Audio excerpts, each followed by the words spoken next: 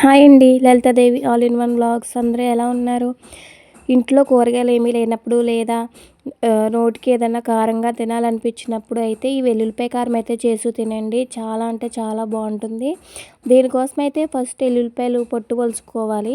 చిన్న కలం తీసుకుని అందులో వెల్లుల్లిపాయలు, ఉప్పు, కారం, జీలకర్ర వేసి బాగా దంచుకోవాలి.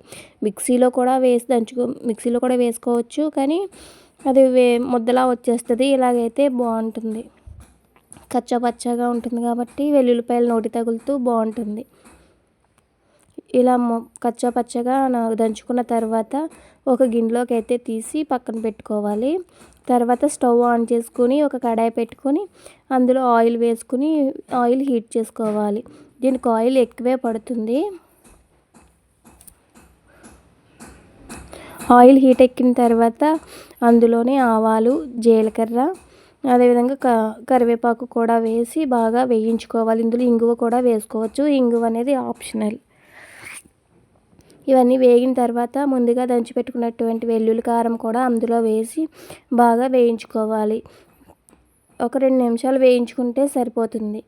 వేడి వేడి అన్నంలో వెల్లుల్లిపాయ కారం వేసుకుని తింటే ఉంటుందండి. సూపర్ అంటే సూపర్ ఉంటుంది. ఒకసారి ట్రై చేయండి, చాలా బాగుంటుంది. నాకు తెలిసి అందరూ చేసే ఉంటారు. ఛానల్ సబ్స్క్రైబ్ చేసుకోండి please. Thank you for watching.